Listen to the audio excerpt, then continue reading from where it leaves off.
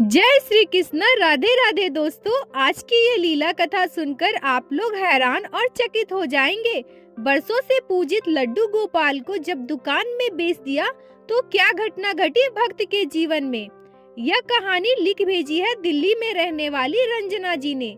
रंजना जी लड्डू गोपाल की सेवा बहुत ही प्यार से किया करती थी, परंतु इसके साथ साथ रंजना जी वर्किंग वुमेन भी हैं। उन्हें ऑफिस और घर दोनों साथ साथ मैनेज करना पड़ता है। रंजना जी कहती हैं कि लड्डू गोपाल के हमारे जीवन में आने का भी एक बहुत बड़ा रहस्य है। जब मैं लड्डू गोपाल को अपने साथ घर लाने का सोची थी, उस समय मैं अपने पति और बच्चे के साथ मनाली घूमने के लिए जा रही थी। हम लोग जिस ट्रेन से मनाली जा रहे थे, उसी ट्रेन के सेम बॉगी में एक परिवार भी सफर कर रहा था, जिनके पास बहुत ही प्यारे से लड्डू गोपाल थे। उनका लड्डू गोपाल के प्रति प्रेम भाव देखकर, श्रद्धा देखकर मेरे मन में भी कहीं न कहीं यह भाव आया कि मैं भी लड्डू गोपाल को अपने साथ अपने घर लेकर आऊं। सभी लड्डू गोपाल की सेवा इतने प्यार से करते हैं, तो मैं क्यों नहीं कर सकती। मैं भी लड्डू गोपाल को अपने साथ अपने घर लेकर आऊंगी।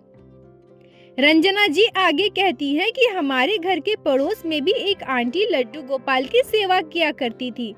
मैं उनके घर बराबर आया जाया करती थी। मैं देखती थी कि वो लड्डू गोपाल की सेवा किस तरह से करती हैं, और बहुत ही प्यार से वो लड्डू गोपाल की सेवा करती थी। जब जन्माष्टमी होता था तो वो हमें अपने घर बुलाती थी। हम लोग सब एक साथ मिलकर जन्माष्टमी का त्योहार मनाते थे। आंटी के घर में जन्माष्टमी का त्योहार बहुत ही धूमधाम से मनाया जाता था। यह भी एक दूसरा कारण था कि मुझे लगा कि लड्डू गोपाल को अपने घर लाना चाहिए, और मुझे भी लड्डू गोपाल के प्रति लगाव महसूस हुआ। मनाली से वापस आने के बाद मैं सोची कि मैं आंटी से जाकर एक बार इस बारे में बात कर लेती हूँ कि लड्डू गोपाल को घर लाने के लिए, उनकी सेवा करने के लिए क्या करना होगा। वैसे मुझे ये सब बातें पहले से पता थी, क्योंकि मैं आंटी के घर जाया आया करती थी, तो मैं बहुत सारी चीजें देखा करती थी।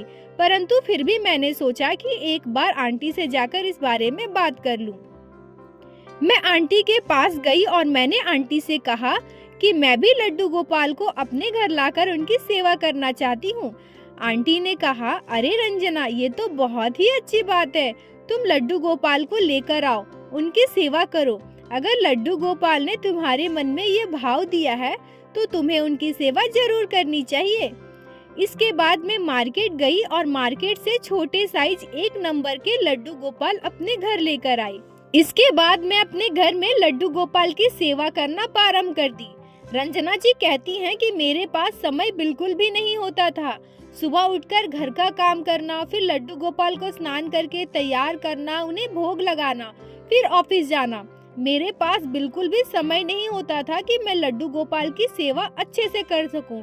फिर भी इसी तरह से मैनेज करके मेरा दिनचर्या का काम चल रहा था। रंजना जी आगे कहती है कि एक बार मैं आंटी जी के घर किसी काम से गई।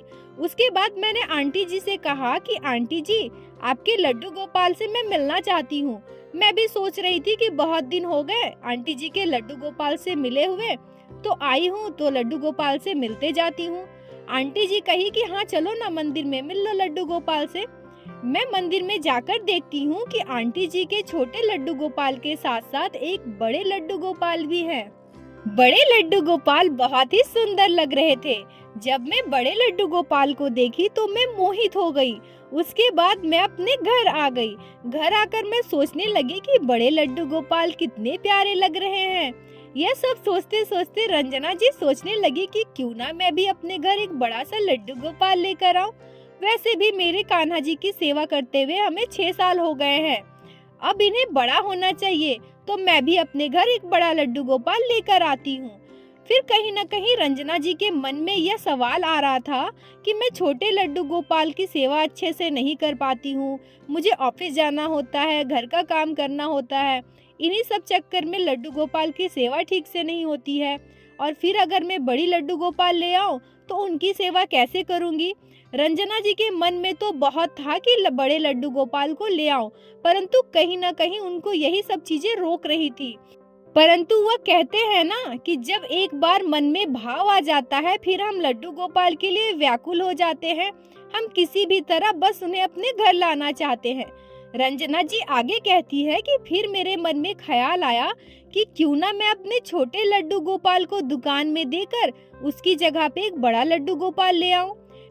वैसे भी मैं छोटे लड्डू गोपाल की सेवा 6 साल से कर रही हूँ, तो अब तो वो बड़े हो गए होंगे ना। अब छोटे को देखकर अगर मैं बड़ा लेकर आऊं तो इसमें क्या सुविधा हो सकती है।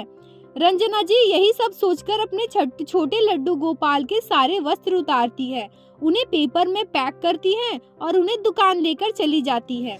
दुकानदार पुरानी मूर्ति को आधी कीमत पर खरीदकर रंजना जी को बड़े लड्डू गोपाल दे देते हैं और बाकी के पैसे रंजना जी से ले लेते हैं। अब रंजना जी बहुत ही खुश थी क्योंकि बड़े लड्डू गोपाल को देखने में भी बहुत ज्यादा सुंदर लग रहा था। आसपास के सभी लोग रंजना जी के घर आकर लड्डू गोपाल से मिलने लगे और वो अपने सारे रिश्तेदारों को भी यह बात बताई कि मेरे घर में बड़े लड्डू गोपाल आ गए हैं। इसी बीच उनके एक रिश्तेदार जो उनसे थोड़ी ही दूर में रहती थी, उन्होंने पूछा, अरे रंजना, तुम्हारे घर पर तो एक छोटे लड्डू गोपाल भी थे, वो कहाँ है? रंजना जी कहती हैं कि छोटे लड्डू गोपाल को देखकर ही तो मैं बड़े लड्डू गोपाल को घर लेकर आई हूँ। यह बात सुनकर उनकी रिश्तेदार बिल्कुल चकित हो जाती हैं। वो कहती हैं, रंजना, तुम ऐसा कैसे कर सकती हो? वो तुम्हारे पूजित लड्डू गोपाल थे, तुम उनको दुकान में कैसे दे सकती हो? मानो या ना मानो, तुमसे बहुत बड़ी गलती हुई है। यह बात सुनकर रंजना जी के मन में भी थोड़ा डाउट होता है, परंतु वह सोचती है कि मैंने छोटा देकर बड़ा तो लेकर ही आया है ना। मेरे 6 साल हो गए थे लड्डू गोपाल की सेवा करते हुए, वो कहीं न कहीं बड़े तो हो ही गए हैं और मैं छोटे को देकर बड़ी लेकर आई हूँ और ये देखने में भी कितना सुंदर लग रहा है, तो इसमें कोई असुविधा कैसे हो सकती है? इसमें कोई पाप कैसे हो सकता है? ये सब बातें वह मन ही मन सोचकर उनके बात को टाल देती है। परंतु उसके बाद कुछ ऐसा होता है जिसे सुनकर आप भी चकित हो जाएंगे। अचानक एक रात रंजना जी को सपना आता है और सपने में वह देखती है कि उनके छोटे लड्डू गोपाल जिनको वो दुकान में बेचकर आई थी, उनकी सेवा उनके वही रिश्तेदार कर रही हैं। वह इस सपने को देखने के बाद बहुत ही परेशान हो जाती है। वह सोचने लगती है कि अपने रिश्तेदार से बात करूं। फिर उन्हें बिना कुछ कहे वो उनके घर चली जाती है, क्योंकि रंजना जी का घर उनके रिश्तेदार के घर से करीब ही था। जब रंजना जी वहां जाती हैं, तो वहां पहुंचकर वो बिल्कुल चकित हो जाती हैं। वह देखती है कि उनके छोटे लड्डू गोपाल की सेवा उनके रिश्तेदार कर रही हैं। उनके रिश्तेदार से वो कहती हैं कि आप मेरे छोटे लड्डू गोपाल को दुकान से क्यों लेकर आए? आपने ऐसा क्यों किया? उनकी रिश्तेदार कहती हैं कि रंजना, जब मैं तुम्हारी मुंह से सारी बातें सुनी थी ना, तो मुझे बहुत दुख हुआ था। तुम्हारे छोटे लड्डू गोपाल का ख्याल मेरे दिल से नहीं जा रहा था। मैं इतनी व्याकुल हो गई थी कि मुझे समझ नहीं आ रहा था कि मुझे इतना बुरा क्यों लग रहा है। परंतु उसी रात मेरे साथ एक ऐसी घटना घटी जिसके बाद मैं अपने आप को लड्डू गोपाल को अपने घर लाने से नहीं रोक सकी। रंजना जी बिल्कुल आश्चर्य होकर पूछती हैं कि ऐसा क्या हुआ था। रंजना जी की रिश्तेदार उन्हें बताती हैं कि मैं रात को जब सो रही थी, सोते हुए मैंने एक बहुत ही आश्चर्य कर देने वाला सपना देखा। मैं सपने में देखती हूँ कि एक छोटा सा बच्चा मुझे माँ माँ कहकर बुला रहा है। बच्चा मुझसे कह रहा है, माँ मुझे भूख लगी है। सपने में ही मैं सोच रही थी कि यह बच्चा कौन है जो मुझे बुला रहा है। पर उसके बाद मैं सपने में कुछ ऐसा देखती हूँ जिसे देखकर मैं बिल्कुल हैरान हो गई थी और जिसे सुनकर तुम भी हैरान हो जाओगी। सपने में मैंने तुम्हारे छोटे लड्डू गोपाल को देखा। मैं देखती हूँ कि छोटे लड्डू गोपाल की सेवा मैं अपने घर में कर रही हूँ। इस सपने के बाद मैं समझ गई कि लड्डू गोपाल मेरे साथ मेरे घर आना चाहते हैं और मुझसे सेवा लेना चाहते हैं। और अगले दिन मैं दुकान में चली गई। वहां जाकर के भी मुझे एक आश्चर्य कर देने वाली घटना का पता चला और मुझे एहसास हुआ वह लड्डू गोपाल अभी भी उस दुकान में रखे हुए थे। उस दुकानदार को लगता था कि ये पूजित लड्डू गोपाल है, उन्होंने उनको खरीद करके गलती कर दी है। पर अब वो उसे पुराने सामान के रूप में बेच करके यह गलती दोहराना नहीं चाहते थे। वो चाहते थे कि कोई उनसे वो लड्डू गोपाल ले जाकर उनकी सेवा करे। जब मैं दुकानदार के पास गई तो उन्होंने मुझे सारी बातें बताई। दुकानदार तो मुझसे पैसे भी नहीं लेना चाहता था। वो कह रहे थे कि आप लड्डू गोपाल को ले जाओ और उनकी सेवा करो। उन्हें खरीद करके उन्हें बहुत पछतावा हो रहा था और वो मुझे ऐसे ही लड्डू गोपाल को ले आने की बात कह रहे थे, परंतु मैंने जबरदस्ती उनको पैसे दे दिए क्योंकि मैं ऐसे ही लड्डू गोपाल को नहीं लाना चाहती थी, क्योंकि उन्हें तुम्हें इनके बदले पैसे दिए हैं। रंजना जी ये सारी घटना सुन करके बहुत ही आश्चर्य हो गई और उन्हें बहुत ही दुख हो रहा था। तभी उनकी रिश्तेदार उनसे कहती हैं, रंजना अब मैं तुम्हें लड्डू गोपाल को वापस नहीं दूंगी। तुम्हारे पास तो अब बड़े वाले लड्डू गोपाल है ना, तुम उनकी सेवा करो। मैं इनका नाम कान्हा रखी हूँ और मैं अपने कान्हा को हमेशा अपने पास रखूंगी। इन्हें कभी भी खुद से दूर नहीं करूंगी। रंजना जी वहीं खड़ी होकर रोने लगती है और अपने आप में गलती स्वीकार करती है। बार बार लड्डू गोपाल से क्षमा मांगने लगती है। अब रंजना जी अपने बड़े लड्डू गोपाल की सेवा बहुत ही प्यार से करती हैं और उनकी रिश्तेदार उनके छोटे लड्डू गोपाल की सेवा करते हैं। दोस्तों, मैं यहाँ एक बात आपसे कहना चाहूंगी कि कभी भी अपने पूजित लड्डू गोपाल को दुकान में ना बेचे। आप ही सोचिए, क्या आप अपने बच्चे को किसी और को दे सकती हैं? क्या आप उन्हें बेच सकती हैं? लड्डू गोपाल भी हमारे लिए हमारे बच्चे जैसे हैं, हमारे प्रभु हैं। हम जैसे उनसे रिश्ता बनाते हैं वे वैसे ही रिश्ता हमारे साथ बनाते हैं और वो उसे निभाते हैं। फिर हम उन्हें दुकान में कैसे बेच सकते हैं?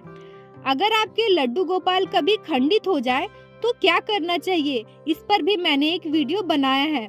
आप लोग चाहे तो उसे भी देख सकते हैं, परंतु कभी भी अपने लड्डू गोपाल को दुकान में ना बेचें। बोलो बाके बिहारी नाथ की जय, लड्डू गोपाल की जय, जय जय श्री राधे। दोस्तों, आशा करती हूँ कि आज का यह वीडियो आप लोगों को अच्छा लगा होगा। रंजना जी के जीवन में घटी सत्य घटना आप लोगों के दिल को स्पर्श की होगी। अगर वीडियो अच्छी लगी हो तो कृपया वीडियो को लाइक करके अपने दोस्तों के साथ शेयर अवश्य करें और चैनल को सब्सक्राइब अवश्य करें, ताकि इसी तरह से प्रतिदिन आप हमारे चैनल पे श्री लड्डू गोपाल, श्री बाके बिहारी जी की लीला कथा सुन सके। राधे राधे दोस्तों।